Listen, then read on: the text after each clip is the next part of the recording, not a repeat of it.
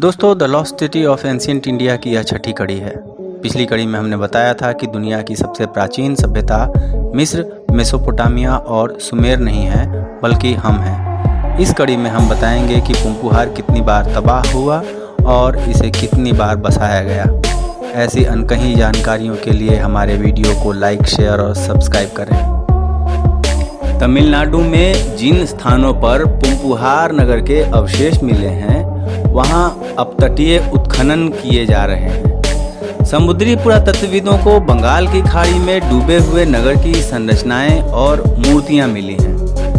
पुहार के पास केला पेरुमपल्लम, वनगिरी, पल्लवनेश्वरम, किजैयूर और मेला पेरुमपल्लम जैसे छोटे गांवों में उत्खनन कार्य किए जा रहे हैं।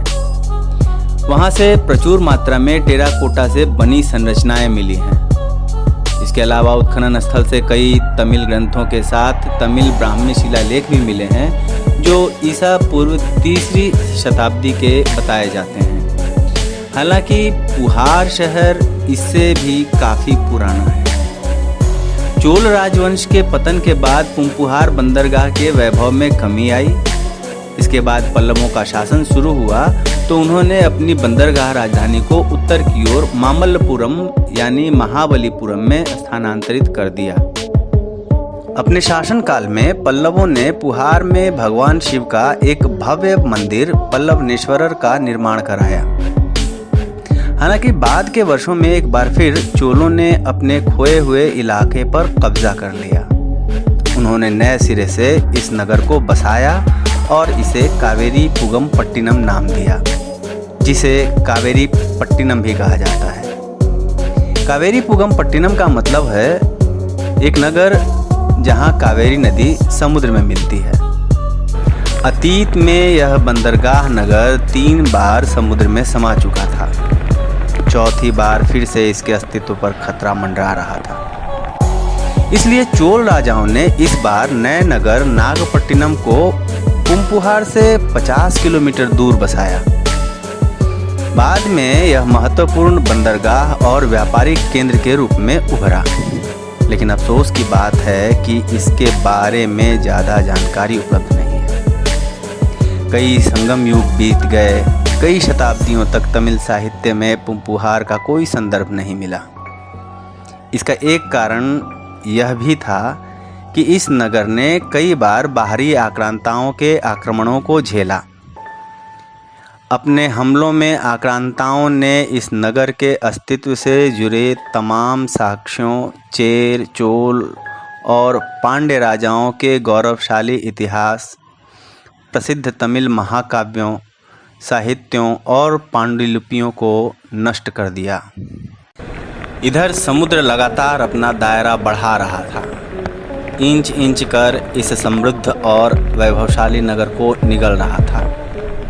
और अंत में एक समय ऐसा भी आया जब भीषण सुनामी आई, जिसमें यह नगर हमेशा के लिए समुद्र के गर्भ में समा गया। इंटरडायल जोन और हाइड्रोग्राफिक चार्ट जैसे साक्ष्य यह साबित करते हैं कि उस समय समुद्र का कटाव सालाना 1 मीटर था। इस आधार पर प्राचीन पुम्पुहार का विस्तार अवश्य ही मौजूदा तट से समुद्र की ओर रहा होगा। पुहार में आई सुनामी का उल्लेख बौद्ध साहित्य मणिमेकलई में भी किया गया है। इसमें कहा गया है कि कावेरी पुम्पट्टिनम या पुहार नगर को समुद्र निगल गया था। इसी के साथ प्राचीन तमिलों की अनकही कहानियां, संगम युग का ऐतिहासिक सत्य और प्राचीन चोल नगर का वैभव कई सुनामी, बाढ़ और नियमित कटाव के कारण हमेशा के लिए लुप्त हो गया। तिरुचिरापल्ली स्थित भारतीदासन विश्वविद्यालय में रिमोट सेंसिंग विभाग के प्रोफेसर और परियोजना के कोऑर्डिनेटर सोम सुंदरम रामासामी के अनुसार करीब 15,000 साल पुरानी संरचना की खोज इन हिस्सों में हलचल वाले समुद्री व्यापार के अतीत की ओर इशारा करती है। डूबे हुए नगर के रहस्यों पर से पर्दा उठाने के लिए शोधकर्ताओं ने ओशन बाथोमेट्री और समुद्र के स्तर के पुराने आंकड़ों का प्रयोग किया है। इससे पहले उन्हें लगा था कि मूल पुम्पुहार आज के कावेरी पट्टिनम से लगभग 20,000 साल पहले 30 किलोमीटर पूरब में स्थित था, लेकिन समुद्र के स्तर में लगातार वृद्धि के कारण यह 4 बार अपना स्थान बदल चुका था। रामासामी कहते हैं, समुद्र एक एक कर 3 बार शहर को पहले निगल चुका था, इसलिए लोगों को पश्चिमी क्षेत्र के नए तट और वर्तमान कावेरी क्षेत्र की ओर आने के लिए मजबूर होना पड़ा। चौथी बार पुम्पुहार करीब 11,000 से 15,000 साल पहले बसाया गया होगा।